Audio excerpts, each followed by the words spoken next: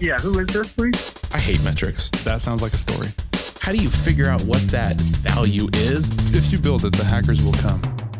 Welcome to the Hashtime Show, your weekly source for cyber news and info. This is episode number 17. On today's show, Dave, Chris, and Jeff discuss measuring ROI in cybersecurity and take a, finger quotes, live phone call from a listener. Check us out online at hashtimeshow.com. And now, on to the show. Welcome back to the Hashtime Show, your weekly source for cybersecurity news and info.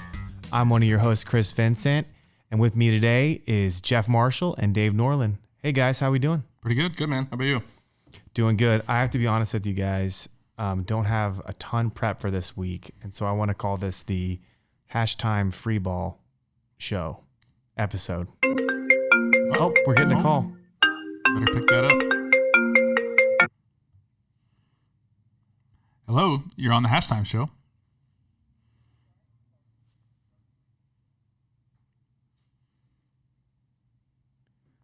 Some technical difficulties. Hello, you're on the Hashtime Show. Yeah, who is this, please? Yeah, this is the Hashtime Show. Who is this? Yeah, this is Jerome. I need to know who I'm speaking to here. This is Dave. Yeah, hi, Dave. Do you work for the Halftime Show? I do. Good. I'm really glad that I'm speaking with you because there's something that has come up that I need to speak with the person in charge. Now, you're in charge of the Halftime Show? Yeah, I can speak on behalf of the Hashtime Show. All right, good. I just wanted to make sure that I was speaking to the person in charge. Now, Dave, what's your last name, please? It's Norland. It's for my records. Okay. Yeah, it's Norland. Norlin. Is there a G on the end? Norlen. Lin. Lin. Very good, Dave. And now you're located out of the office, right? I work in an office, correct. Yeah. What was it? I know you have a few different offices. What office was that? I work in an office. I'm not going to tell you what office I'm in. Okay, that's fine, Dave. I don't need to necessarily know. Just going through a quick verification. I'm really glad again I'm talking to you because we have a little situation over here that is going to require your help, and I'm just hoping that you'll be able to help us today because ultimately the problem is that we've discovered something on one of your networks that's been a spike over here on our end, and that's why I'm calling you today. Are you the person that would be in charge and be able to make those kinds of changes? Yeah, that sounds pretty serious. No, it is very serious. That's why I'm glad I'm speaking to you, David. So, David, I'm going to need your help here. Are you the person that can help me out? I should be, yeah. Okay, very good. Are you in front of your computer, David? I am. Okay, good. Go ahead and one of the things that I'll need to do to start this out is I will need to know a little bit more about the system that you're using. What operating system are you using? Because this will help me on my checklist here. I'm using Windows 10. Windows 10, very good, very good. Okay, so I'm sure that you're probably using a secure password. What kind of password encryption do you guys use? I'm not going to tell you that. Okay, hold on 1 second, please. Okay, yeah. Betty just came over and told me that we're still seeing this spike, and so we're going to need you to go ahead and get logged into your system. Can you please just go ahead and log in? No, I don't think I'm going to do that. Windows 10. You said that was Windows 10, correct? Yeah, but I'm not going to log in for you. Well, are you already logged in? No, but I'm not going to. Okay, how are we supposed to resolve this problem if you can't get logged in? I don't know what the problem is. I told you we're seeing big spikes in your network, and we need to be able to help you resolve it. Tell me what's in a spike. We got an alarm. What's a spike, Jerome? Hey, look, David, this is of the essence right now. Is there somebody else maybe that can help me out? Because Jerome, hi, I understand that. Jerome, this is Chris. I'm also part of the Hashtime Show. Jerome, I didn't catch where you were calling from.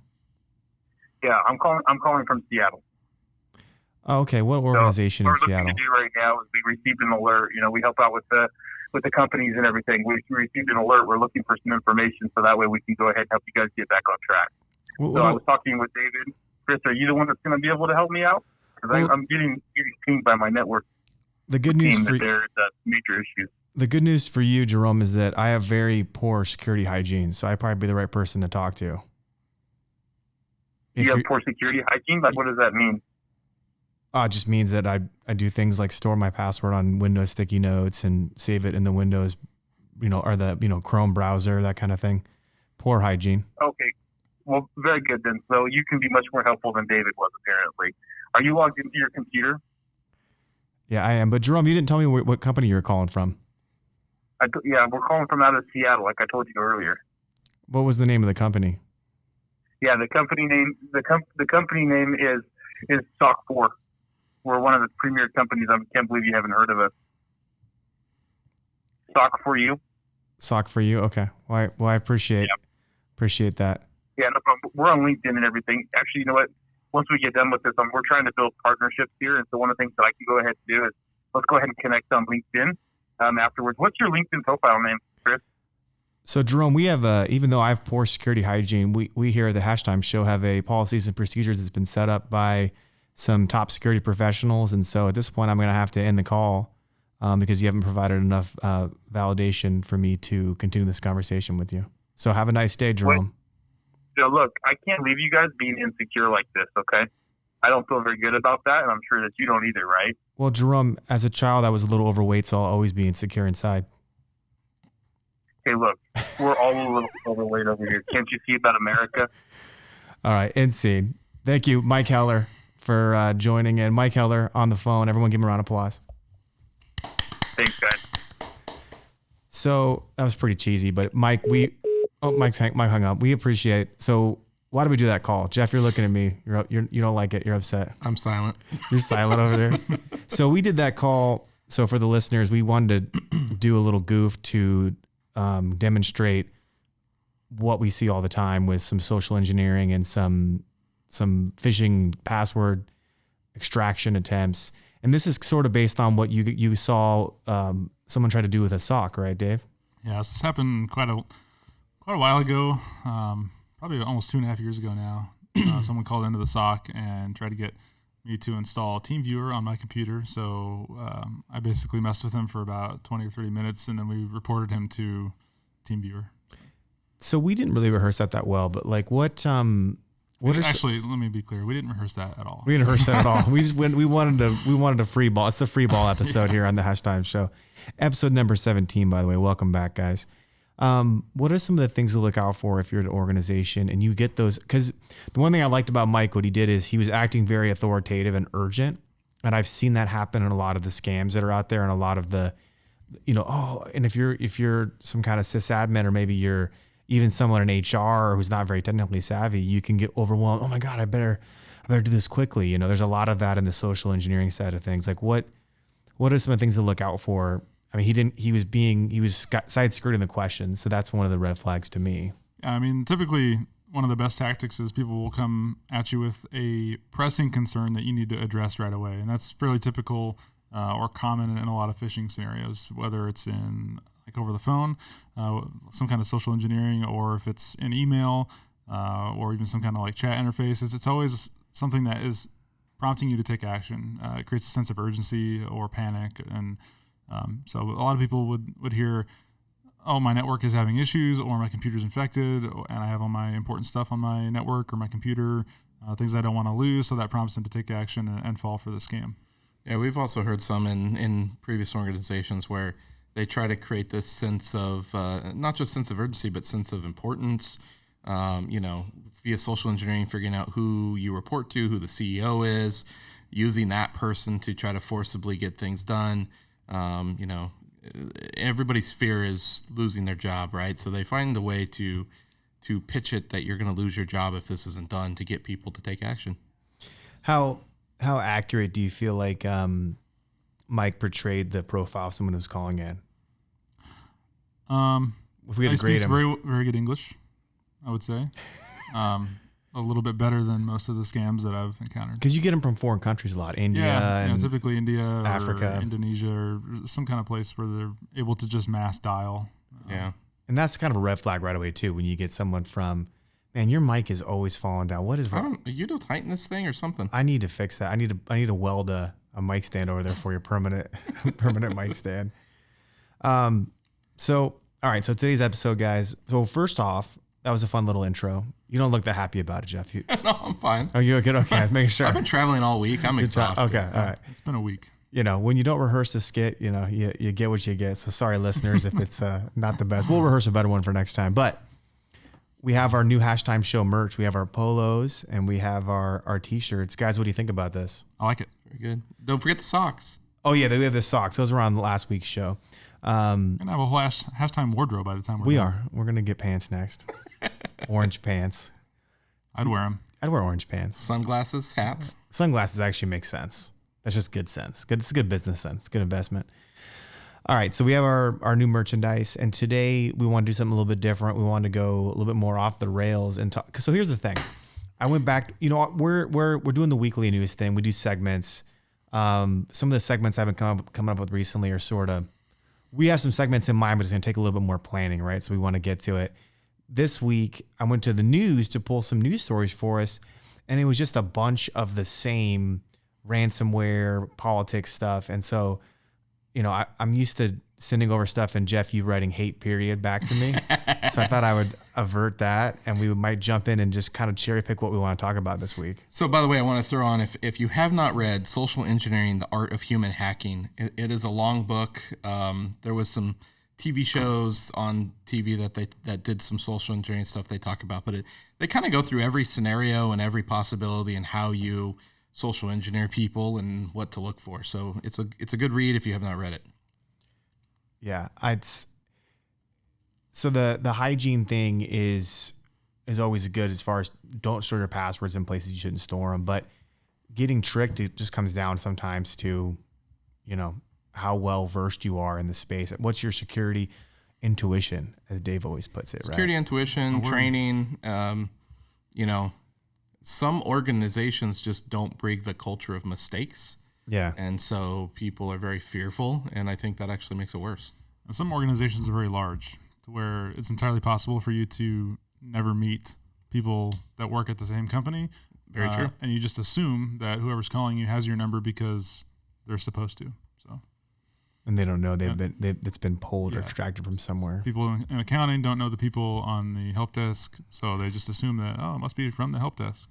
So a lot of pen testers use the social engineering toolkit, which will automate a lot of the, email-based phishing and some of those other things that kind of do the other digital half of that call, social engineering. Yeah, it sounds kind of silly. Like when we had this staged call we just did it feels silly and weird, but I mean, this stuff happens every day. I mean, we've seen it happen constantly where people are wiring money. It's just, I don't see an end to it. I think it's just human nature, right?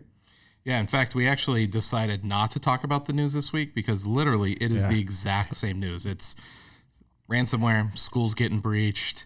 You know what it is? Literally, I use Cyware as because Cyware has they're like a news aggregator. They have a news aggregation portion of their site. And they have their articles and they syndicate from like Dark Reading and the other industry guys. Just listen to the first couple articles. Vulnerabilities with Bitcoin, North Korean hackers, U.S. departments being targeted by TrickBot. Just literally everything we've talked about for the last 4 weeks over and over again. Yeah. School district discloses data breach caused by Pearson, credential stuffing. So if we run out of stuff to talk about, is this show over? Are we bored with security? Are we? Is it possible for a security person to be bored with security? I don't know. Is it? I think so. I don't think boredom is the right word. I've seen this a lot on LinkedIn recently. I think it's burnout. Okay. Maybe boredom is not the exact right word, but it's just the kind of indifference toward all of the things that take place. Yeah. And maybe bored with having to. Yeah, I mean, you start to see the same things over and over and over again, and you realize that solutions aren't working effectively. Yeah. And, there's a lot that goes involved, and it requires resource, time, money to get there. And some we still see organizations today who don't have security staff at all, don't put money into it, don't have a separate budget for it, don't report to anyone different in the organization that brings security to the front of the company and the organization. I mean, it is what it is, but, adoption's getting better, and some of these things are you're seeing improvement year over year, but the same attacks are still working, and they're still going to keep working, and it's kind of what it is. And, it's sometimes you feel like it's a rat race and you're just running in the wheel and never getting there. But, I think there's good and bad that come to it. And, we talk a lot about this, around here, and it's the culture and the, breeding a good environment, an environment that allows people to clear their head and get out of the minutia for a little while, because it'll burn you out. So let's talk. You made me think about something. So this is something we really haven't talked about in detail. So let's talk about this for a second. IT spend for most CFOs is a sunk. It's like a sunk cost. You have to do it. You have to spend money in IT, but it's not like when you invest in a salesperson or a software. A lot of times you can directly attribute ROI through new business to it, right? But IT seems to be the space where we're always trying to cut corners on, and a lot of organizations. And I'd say depending on the organization. I mean, so what's your take? I've been in a lot of different organizations. I'd say some view IT in general. Security aside, if you just think about technology in general, some view it as an ROI, right? That's what I was getting to. How do you track ROI on IT spend? It's so. As we've talked about before, I hate metrics. Metrics are hard, and sometimes tracking the intangible and the random things that don't really have a time or money associated with it, figuring out how to put a cost to that. There's a lot of work that goes involved to that. But in a big organization, if you can implement a piece of software, a piece of technology, and it costs, let's say, $1 million to implement, but over a 3-year period, you're able to not increase the number of staff you have, be able to be more efficient, provide better customer service, which, by the way, customer service, how do you put a tangible number to that, right? Yeah. It's about providing and keeping customers and figuring out a way to show that ROI. But, some organizations are very progressive and feel the value, know the value, and contribute to it. I've been in both sides of the scenario. So I've been a cost center and I've been a cost contributor. Yeah, that's my thought as I think about this from the other side of the coin, not running the day-to-day in this organization as a security company. I look at, as I'm messaging out to current customers, prospects, how can I show an ROI? How can you really measure ROI? It's a challenge, and it's not clear. It's not as clear. Headcount sometimes is used. Sometimes it's cost of a breach, which can be averaged. But there's not really a clear way to do it at this moment. I'll tell you, security metrics in general are hard, which we've talked about.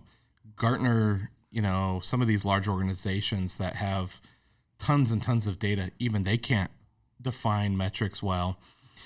You missed a very interesting hour-long conversation. It may have even been longer about metrics and how do you provide value to the tangible, right? So we have customers that get the value, they accept the value, and they don't care or ask questions after that. But we have some customers that say, hey, for my board, if I fire Data Shield tomorrow, what do I have to hire? What do I have to buy? What is the ROI? There's ROI there because you're doing all of these things for us. It's not just you're finding a threat and you're helping us remediate it. It's you spent the time building custom alerts and investigating things, and your automation tools do X number of things. And how do you figure out what that value is and drive to that value, especially when you have development costs and SOC operations costs and, automation where somebody's not touching something? How do you build an ROI map to that? And the absolute worst possible situation is when you tally everything up and it doesn't look like it actually costs that much. Then you're just staring at the board, and everyone knows that they're busy. Was this before when we started the show? You guys were in there? Yeah. We're looking at the board and we're like, this can't possibly be right, because we're all As an busy. example, we have our threat hunting platform, Shield Vision, right? Yep. And it does millions of automated scans to customers looking for behaviors and various different AI things, right? And analytics. We've put X number of development into that over the years, right? You can make that a tangible number. You can put a cost to it for sure. You can say, how long did it take a threat intel guy to research, develop, test, and deploy the signatures? But quantifying, like some of these quantification numbers, right? So if I say, hey, what's it worth to you, this customer? scan runs every hour Yeah. on the hour in a customer environment.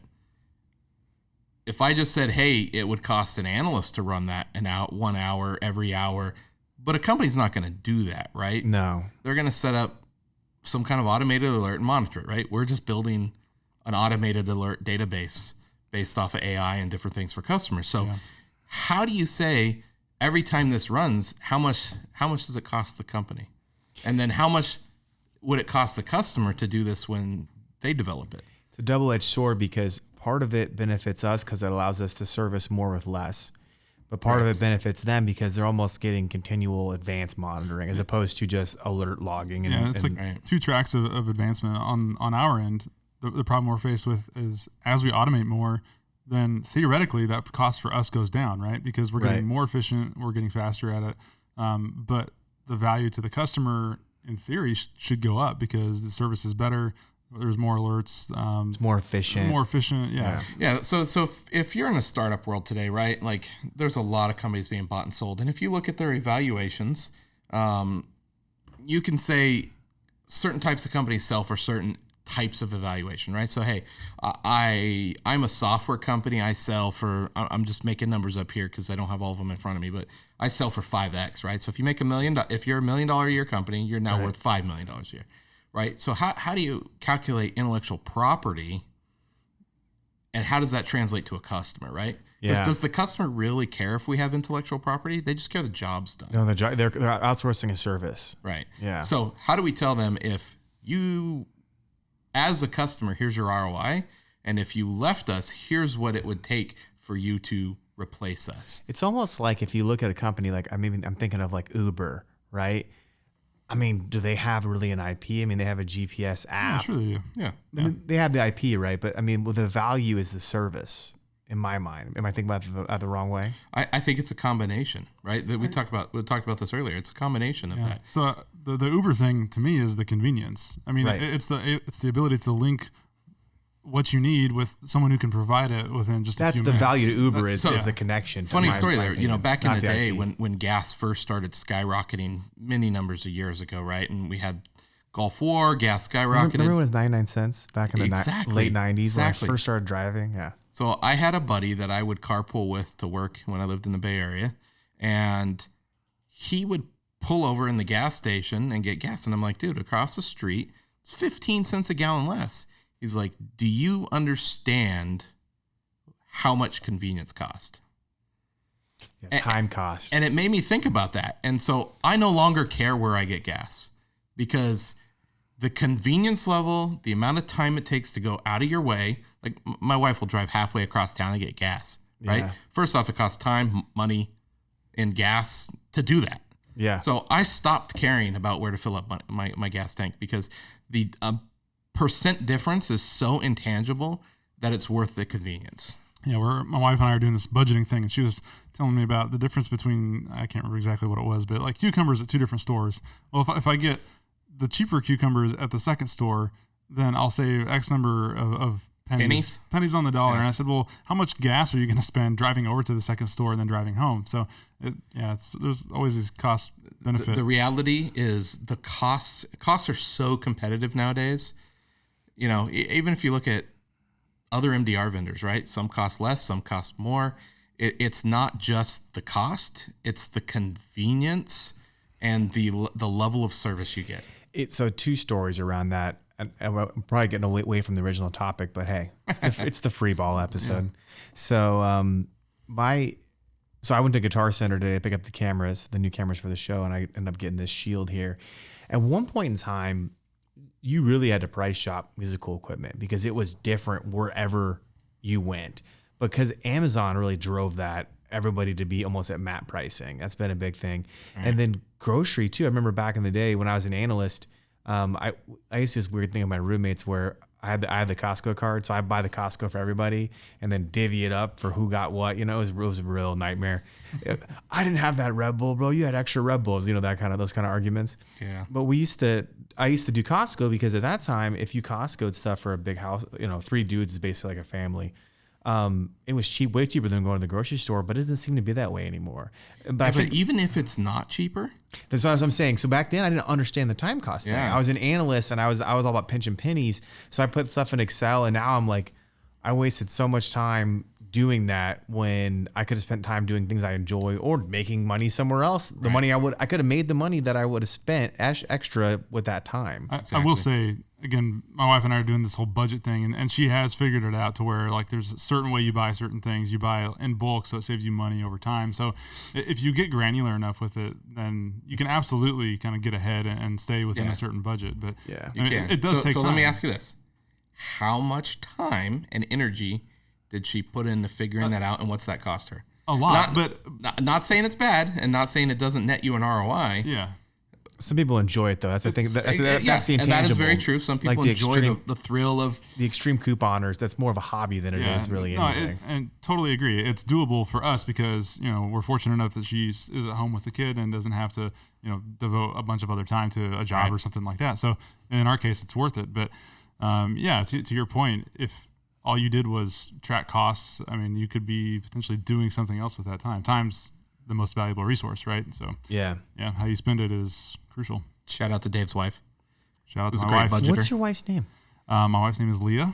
Oh, Leah. Shout out to Leah. Shout out to Leah. She's great. She's amazing. So great mom, great wife. ROI, back to the central topic here, ROI and cybersecurity. It's also, so in the same vein, working a lot with, we're owned by ADT, as you guys know, obviously, for the listeners. I didn't know that. We're owned by ADT. They're a huge company. And I've worked for big companies before, Fortune 100s. And this whole idea, so, I do marketing. The whole idea around the new way of marketing with Google is content market. Content's king. Content's always been king. If you look at the old commercials, even before the internet, it was the heavy content commercials. If you remember watching the old car commercials, it would be like 400 pounds of torque. It would be the big all spec, content. And it's always been king. But now it's more important even than ever. But content marketing is so hard to wrap your head around from an ROI standpoint. Whereas if you're trying to staff up, so marketing to me is like lead generation. If you're trying to staff up lead generation and you're a big company, it's much easier when you're an executive to say, I hire this many BDRs, I spend this much on Google PPC, I spend this much on lists or PR companies or whatever it is. You can line item it all, and then you can directly tie back what it is. But if you're to hire someone like me who knows how to do content marketing, it's so fluffy. You could get 1,000x return, or you may get negative return. You don't know. It's so ambiguous, and it takes time. It takes so much longer for that to actualize. Yeah. And it's the same thing with security. It's like some of these customers who have us now, let's just be more agnostic. Customers who are using a service company, I don't know if there's even a way to fully quantify the benefit of that. They have the convenience and not have to worry about it. They have someone they can yell at if something happens, which is really nice. They have someone who's an expert looking at it. And, they probably have better technology and better coverage than they would otherwise on their own. So I don't know if you really can quantify that. I think it's kind of difficult. I think it's impossible to really fully quantify. I would say that's where risk management comes in, right? Because some people will calculate the risk and say, well, the risk of me not owning that process could hurt my business, or me not having the data, having the system somewhere I can't control. A lot of people will take that as negative risk, and it depends on your business. It depends on the scenarios and what type of service you're outsourcing. But, I think it's a double-edged sword. I think that's kind of speaking to the intangible nature of it and the difference between what is a service and what is a product. Because you're talking about risk management a bit. So what if you don't have something to store your logs in? Well, you can buy a product that will help store your logs. You can buy a SIM that will help understand those logs and do things with those logs. But if you hire a SOC to then do like analysis and threat hunting, I mean, that is where you suddenly veer off into this intangible realm. I think it's one of the reasons we struggle so much with trying to put a price on the service just in general. Like, what if you hire a great threat hunter and they don't find anything? Like, what? No, very few people know what that means. And that's a topic that's discussed all the time in security. Well, it's a quiet environment. Is that good or bad? Yeah. No one knows. Exactly. So if I spent 1,000 hours in your environment, but nothing bad came out of it, is that good, bad, indifferent? To Dave's point, and from a customer perspective, they all view it differently. Yeah, ask 3 different people and you'll get 3 different answers. Yeah, so, some will say, that's great, my environment's clean, you're watching it. Yeah. Let me know when something bad happens. There's some that say, hey, I'm paying you all this money, you never found anything. Why do I use you? Yeah. Right? So you get both ends of the spectrum. I mean, there is like this very cold, calculating black and white perspective that's like, I didn't get anything out of this, so it must not be worth it. I mean, I feel like a lot of the industry still operates from that point of view. It's kind of the conversation we had about the fear too, right? A lot of people still sell from a fear factor. Yeah. A lot of people still operate from a you're not providing me anything tangible factor. At one point you mentioned it, I think you were talking more when you were working internally in a SOC, an internal organization, about being the insurance people, right? You made a comment about that, Jeff, in a previous episode. And I think about it, it's not quite the same. And maybe you guys can help me articulate this. We're kind of like insurance for them in some ways, but like for me, I paid car insurance since I was 16. I've been paying my car. Well, I think my mom paid for a couple of years, but since I was 18, whatever it is, I've been paying car insurance for. And why are you paying the car insurance? Because when something happens, you need someone to help you through the process. Correct. I wouldn't even say that we're more like insurance people. I'd say we're more like insurance adjusters. Adjusters. Yeah. Okay. Which is even more detestable and like unsavory than an insurance company. We're like, oh yeah, this is bad. No, it's real bad. Yeah, it's real bad. So we're basically telling people nothing that they want to hear about. It's all bad stuff. So I've been paying for it my entire life, but I did have a catastrophic accident where I had a motorcycle that exploded and burned my really expensive Jeep I had to the ground. That sounds like a story. Wow. You want to hear a story? A little bit, yeah. Okay, let's tell a story. Might as well. So I had a 1970s Suzuki kind of cafe racer, kind of like rat bike, leak gas, and it was just one of the. Now we know the problem. Yeah, right? Yeah. Man, I wonder what caused that fire. Foreshadowing. So I had a 2009 4-door Rubicon, which is already expensive Jeeps. They're like $35,000 or whatever. It was new. I bought it new in 2004. I bought it in 2009. Oh, 2009. Yeah, okay, 2009. Sorry. If you bought a 2009 and 2004, this man is a genius. I thought you said 2004. I thought you were messing with me. No.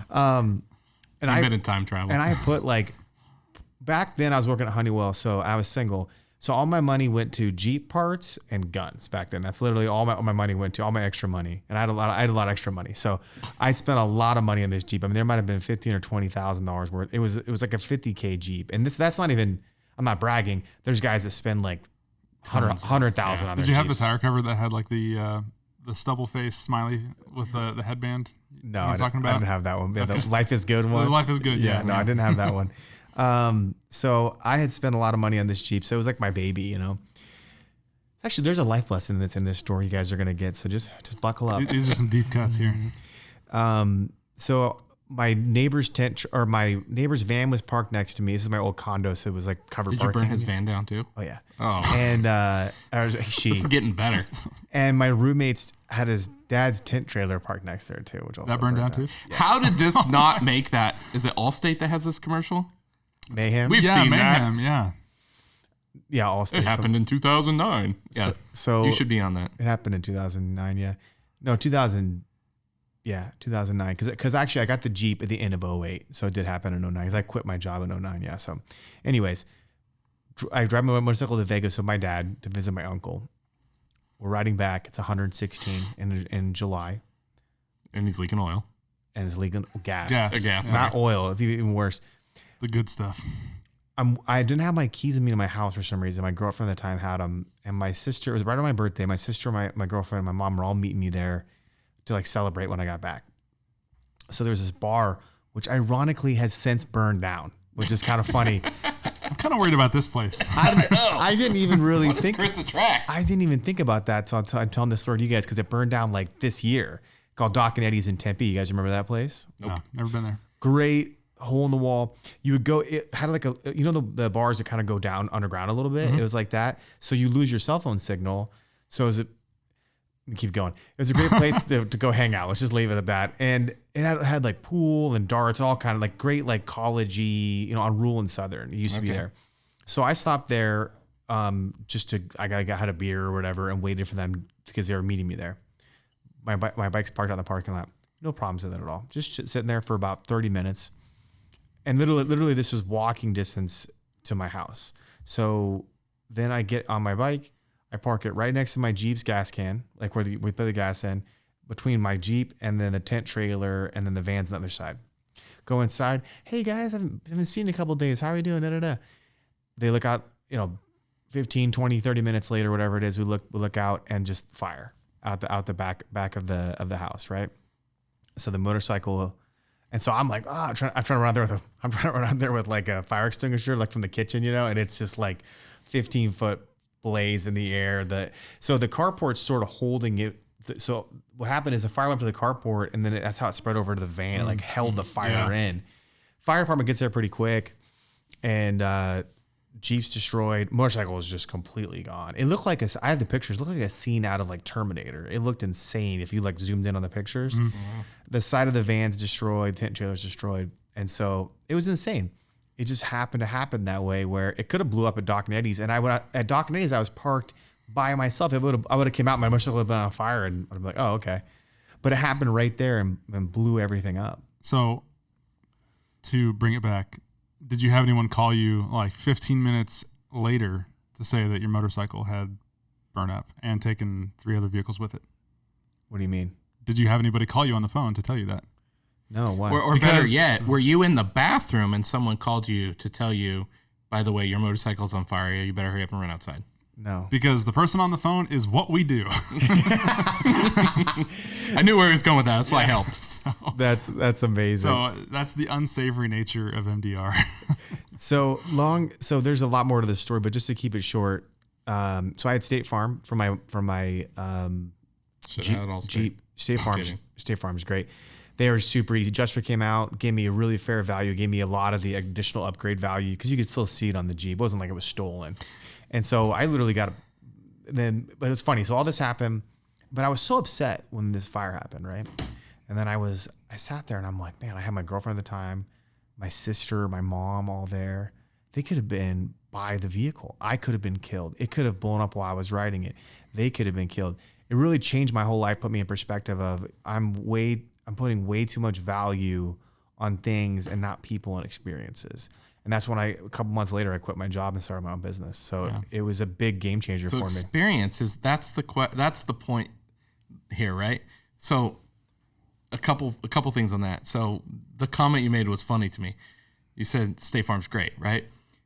This is the bias of security, IT products in general, right? Services in general.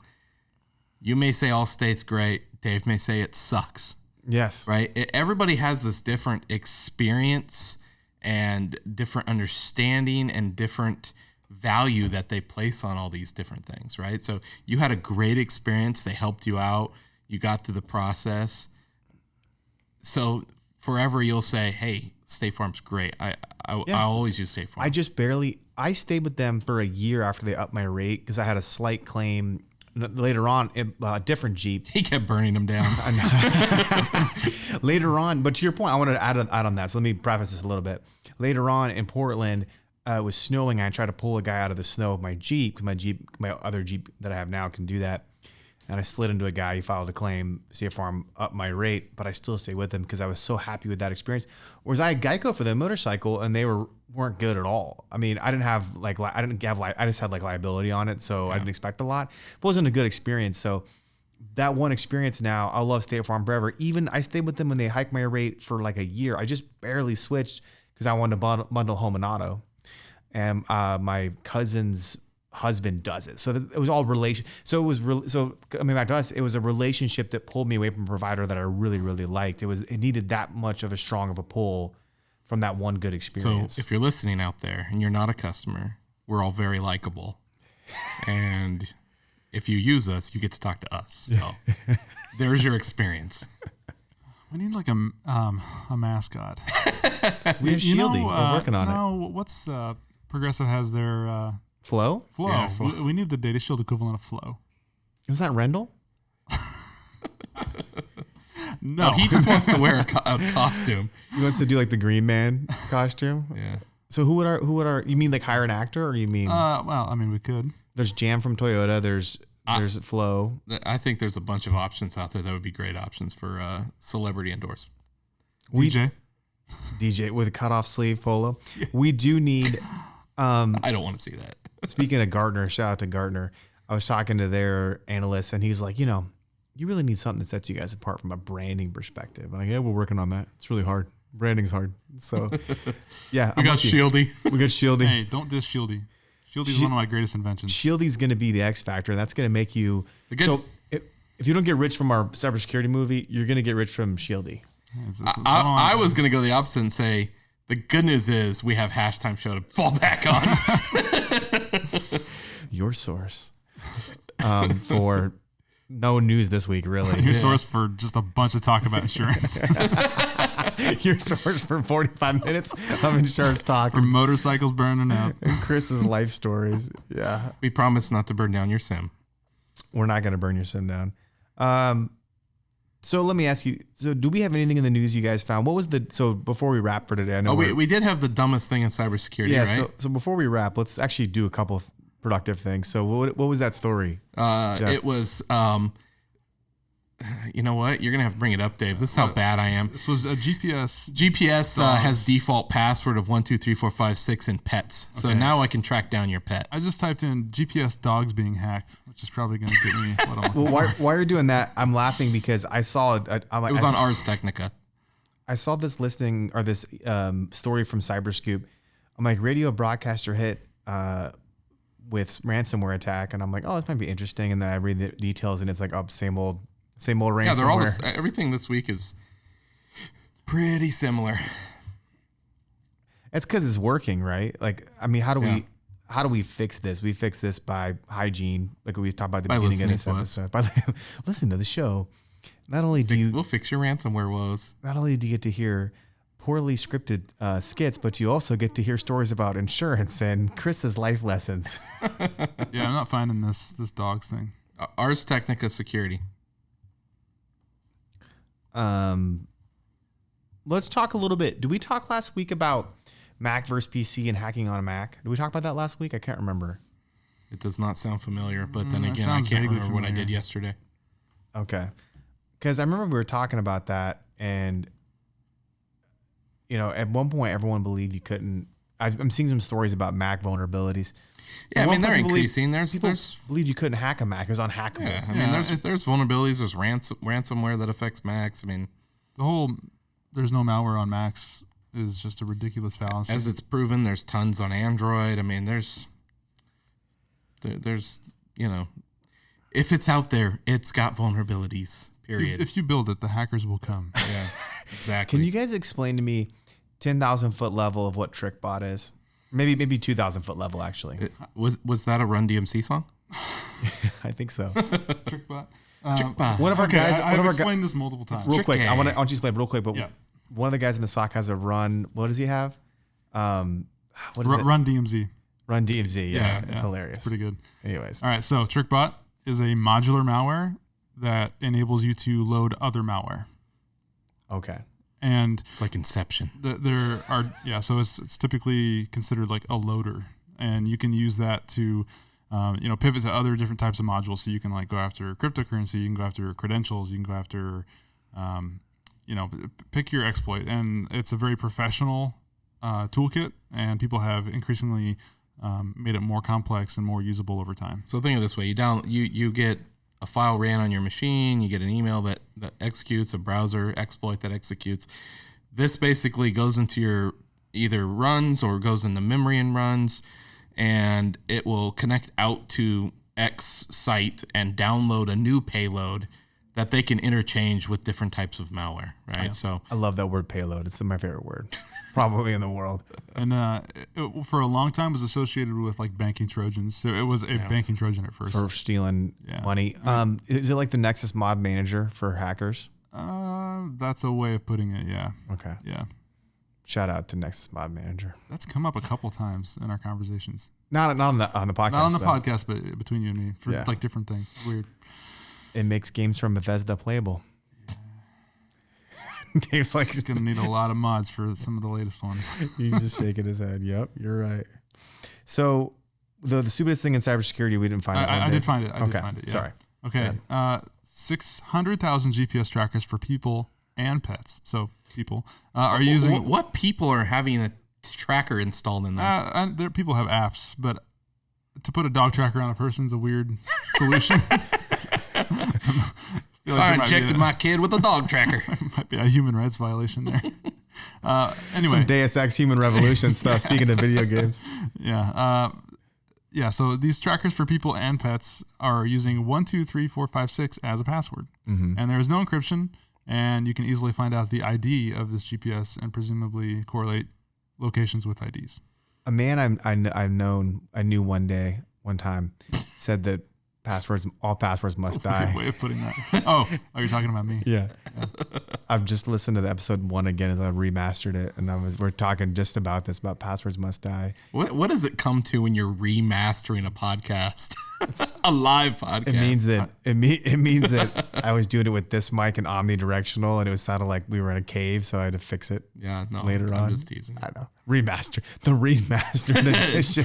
Re-released edition. We retextured the podcast and re-released it. Yeah, and it's 29 different models of GPS broadcasters. People, if you've got these dog tags in your children, please take them out. So let's talk about. Dang, I don't know how long we've been going because we did that pre-roll skit that we had to cut. So I don't know. I think 45. We're about 45. Well, we can wrap it pretty soon. Before we wrap it, though, you're making me think. I want to ask you guys. Let's have a tech conversation for a second, just outside of cybersecurity. Let's get serious. Well, this could be related to cybersecurity too. Yeah, you got the button right this time. That's like the non-copyright version of that, and it drives me nuts. There's like one note that's different, and I can't stand it. It's the royalty-free version. The royalty-free version. Yeah. Well, since we're not making money, can we use the real version? No, I think we'll get a YouTube. They'll pull us off YouTube if we do stuff like that. Right. I'm going hard to YouTube now.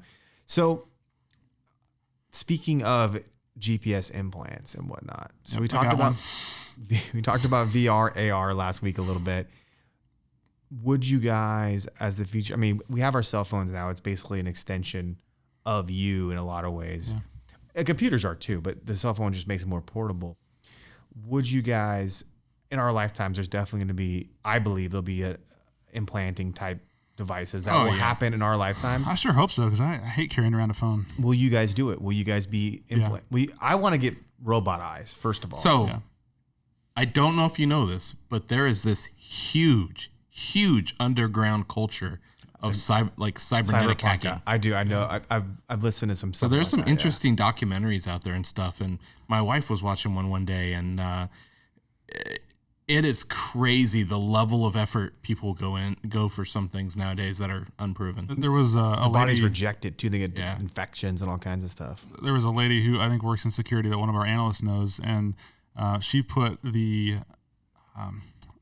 term is probably wrong, but the Tesla RFID like key chip, the key fob, whatever, like a small working version of that in her hand. So all she has to do is like swipe over the that door handle that they have, the Teslas do, and it just opens. So interesting, like in the skin. Yeah, no, like within her hand or her arm or wrist or something like that. I can't remember exactly. That's hardcore. Yeah, that's pretty hardcore to open your car door when you could just push the button. But I mean.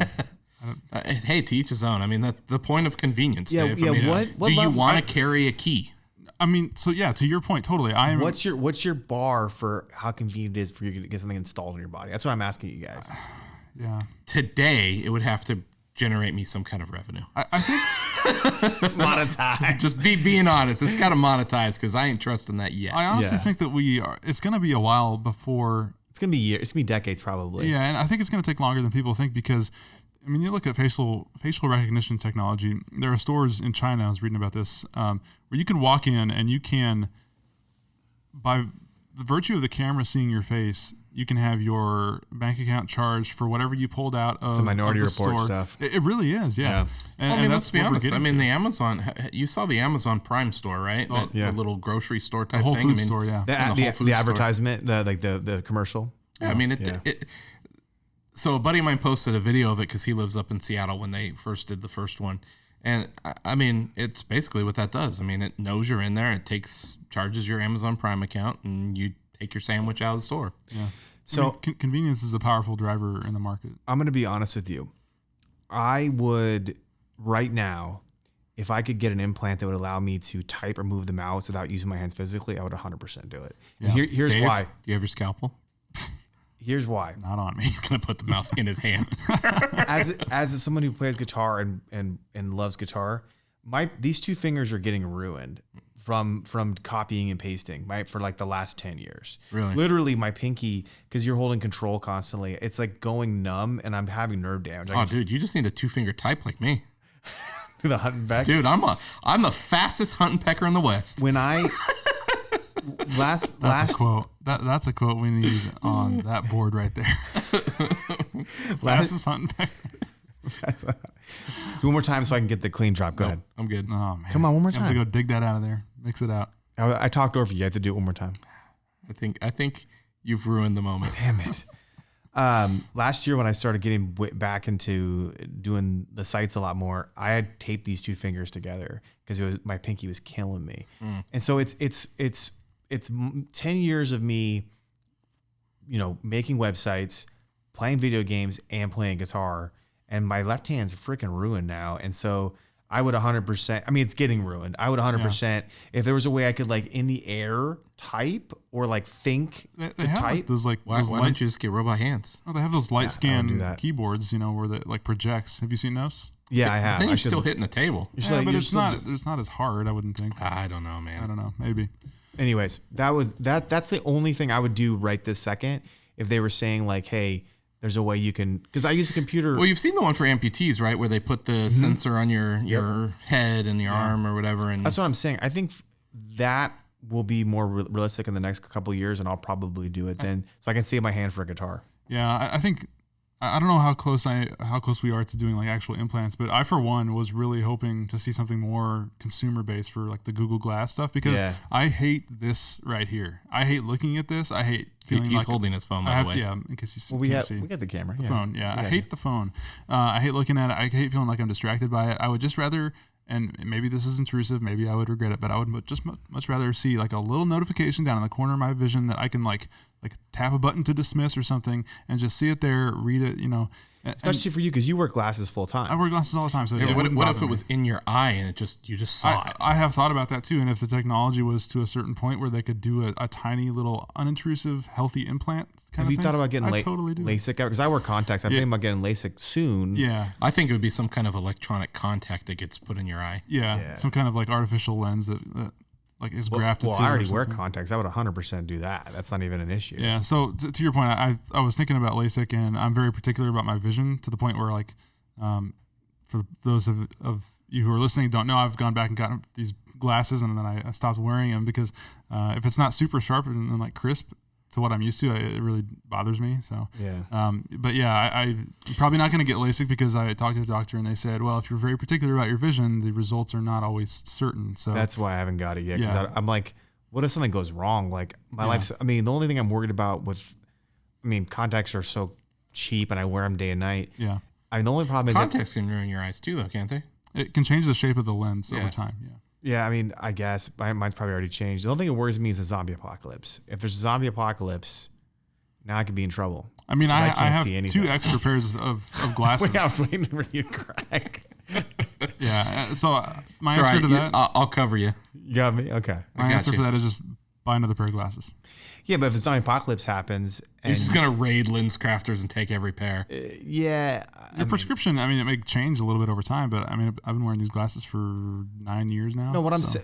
sure, I'm saying, I didn't even notice you switched back to your old glasses. yeah, you Yeah. did. Why did you do that? Well, so directly in front of me, like if you held up like a quarter close to your eye, that amount of space was perfect. But anything outside the periphery got blurry.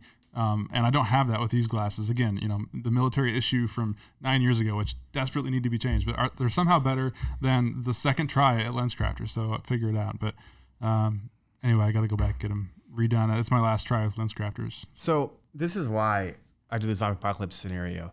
All of civilization crumbles. Everything's looted and raided, and you're down to your last pair of glasses, and you get the altercation, and they fall and break. You're screwed, man. Or your contact comes out or dries out. You know what I mean? Again, Better hope you're with somebody who doesn't need glasses or contacts. buy multiple pairs of glasses. Like I have 3 sets of glasses at home that I could potentially wear. Yeah, but then you're on the road. You're always stowing away. Like you can't be carrying all these glasses around. You're carrying all the glasses with you. Your car crashes into the zombies and you Yes. break all I of think them. I got bigger problems at that point than whether or not my glasses are safe. That's a good point. But we should have a scene of it in our movie with like David and glasses and they all break. You know how the movie? Okay, so let's go off the rails a little bit more. Yeah. So the movie should have some sort of robot or zombie element to it that gets hacked. So some kind of like, although that is part of that's never been done before. Has it already been done a bunch? Yeah. Yeah. As I'm saying it, I'm like, wait, this is derivative as hell. This is just every cyber movie that's ever existed. Something got hacked. This is going to be the most expensive, worst showing movie ever. It's going to be. I mean, we've already said we want Liam Neeson, Keanu Reeves. Yeah. Like our all-star cast with this crappy movie. No, I've been talking to Ridley for a couple weeks now. Yeah, Ridley's going to produce it. I think he's on board with this. I think got him on speed dial. Yeah. Since none of us have any experience in screenwriting or producing, it should go over as a massive success. Yeah, absolutely. Yeah. Our script's going to. So I just pulled up our notes for the movie. I have two things. Excuse me. In a world where every Wi-Fi connected oven is a ticking time bomb. And then a couple spaces, and then I have laptops for guns. What the heck does that mean? Laptops for guns? It came up, and I have it in quotes, so it was said on this show. What about the thing where you put some kind of Raspberry Pi at the end of a missile and you say hack them? That's right. Hack them before you put that down there, please. I don't want to lose. Wait. This goes back to our before you attack them. Hack them before we. Yeah, I remember saying that. So does the missile land in the ground? You hack and then it explodes. I don't know how it works? I don't know how it works. I know that Cyberman's there, and Packet Man and Cyber Dog. Yeah. So actually, they do have missiles now. So many tangents, one after another. They do have missiles that will shoot out like an EMP now as they fly over a city, which I think is fascinating. Yep. So that's the war. That's the war of the future, man. It really is. Yeah. So I don't really understand EMPs. I just know the movie version of them. Will they actually destroy circuitry permanently? Yeah. The movie version, weirdly, movies get a ton of stuff wrong, but the movie version of EMPs, while it's exaggerated, is pretty accurate. So if an EMP went off right now, all this stuff would be ruined. Yeah. So like never usable again. Not unless you change out certain components. So a lot of stuff would need to be shielded. Like for instance, resistors or capacitors would blow out. So I had my Samsung TVs, the power stopped turning on, and one of the common things is the capacitors swell in the power unit. Mine actually didn't. It was another issue, and so I was like, I'm not going to spend time cost. I'm not going to spend my entire day trying to make this when TVs are like $500. So I got to tell you this: I have a 55-inch LG TV that I've had forever. It stopped functioning. Like it powers on, the screen it works for maybe 30 seconds, then it goes crazy lines and stuff through it, right? So I start Googling things and I'm looking for boards to replace it, calling companies. It turns out it's cheaper to just buy a new TV. Yeah, literally it is. Yeah. And that annoys the heck out of me. Well, so I'm trying to scour it's eBay. So ugly American too. Like I throw my TV away, get a new one. Exactly. So that bothered me and I'm trying to replace it. So I find this YouTube video where this guy's like, hey, the problem is the circuitry becomes damaged. And first off, I know a lot about electronics, so I'm like reading this and I'm watching this video and I'm like, this isn't true, but I'm gonna do it anyway. So the guy takes the TV apart, takes the motherboard out, puts it in the oven. Yeah, the baking. That's baking thing. I just fixed my car Bluetooth chip with that by baking it. I'm sorry, what? Yeah, you can bake boards or resolders. So you bake the boards, and it basically heats it up. The solder recongeals. I bought a new old Acura, and the hands-free wasn't working. And this is back when they had their own. Now everything's Bluetooth through normal Bluetooth, but it has its own board up here that you talk through. Right. And I pulled it out and put it in the oven and baked it, and then it works. That is the craziest thing I've ever heard. So I did that to the TV, and it worked, and I was super ecstatic. And it died an hour later. Yeah, it doesn't always last. So my dad was an electrician, and I know how to solder pretty well. Yeah. And most people don't realize that most problems with TVs, and it's just the loose connection somewhere on the board or the capacitor blew. I couldn't find it. I felt terrible throwing it out, but I threw the TV away, and I bought a new one for dirt cheap. Yeah, literally, it's like you're gonna spend more time, and then you're gonna be frustrated, and then opportunity cost. What could you have been doing? Tim Ferriss he wrote the 4 Hour Work Week and stuff, and he really framed my mind around. I was like, I feel like I always had to be like doing 4 things at once and always working. And then whenever I'd relax and like watch a movie or whatever, I'd feel I'm wasting time. I could be working while I'm doing this. I hate when you guys bring up Joe Rogan, but this is a total Joe Rogan experience conversation. Like how do you become more efficient? And the reality is there's a lot of studies that says your brain is not able to multitask. It's all a facade. You think you are. Correct. And so Tim Ferriss was saying, you're not wasting time he goes, wasting time is when you're supposed to be working and you're just like randomly looking at YouTube videos or like organizing your desk, like trying to avoid the task. That's wasting time. But if you're sitting down and watching a movie or playing a game or something like that, you're getting enjoyment out of that and you're focused on that. That's not wasting time. And it totally, because I'm one of those type A's, like I'll listen to a podcast while I watch TV, while I work, and it's like, maybe do 2 of those. And then if you're going to watch it, a movie, just watch the movie and just enjoy it and not be having to do 3 things at once. Yeah, some level of focus makes a difference, right? Like sometimes you could just get in the zone when you're working on something and get through it. Correct. Yeah. With nothing, like every once in a while I'll work with no sound on, or I'll drive. You ever drive with no music or no podcast? Yeah. I tend to notice that if I have no music, I'm usually in a bad mood. Really? Yeah. That's when my car is silent. I'm just angry. I probably should have silence, but I'm always listening to an audio book or music in the car. The one that drives me nuts is like my kid. She will listen to music in her AirPods blasting through where you can hear it, where I can hear him 10 feet away from her, and she's doing homework, and I'm like, I have no idea how you focus that. So that's an interesting thing, because I can drive and listen to an audiobook and do both fine. So I wonder, like, what's the threshold to where the competency falls off? Because I enjoy the audiobook, I can relate it later because I remember it, and then I also got home safe and I didn't drive like a maniac. So you ready for me to tie in some cybersecurity stuff with this? Yeah. It's all about process. Hit me with it, Chris. It's all about process automation. Oh my gosh. So I know this pretty well because when I'm doing website stuff, it's hard for me to listen to somebody talking while I'm writing content because it crosses the wires. There's probably a neurologist who could explain why that is. You're listening to this person talking, even if you're trying to zone it out, it interferes with especially when you're writing creative content. Like you're saying, I'm trying to articulate something, right? Mm-hmm. So I have to listen to music, and preferably instrumental music. But if I'm just doing like design work, I can totally listen to podcasts. So with the driving and listening to audiobooks, your automation, and you've driven a million times and you know how to listen to people talk. There's a certain amount of your brain that can do that automatically, that you having to actually allocate resources to it. So maybe that's how people get better at things. They have just done it so many times that they don't have to necessarily like focus on it and think about it. Well, it's some of it is your brain, right? Like I don't know if you ever heard or read or seen any of the things about, your brain gets into a pattern mode, right? Yeah. So you can theoretically be half asleep and get to work safely, right?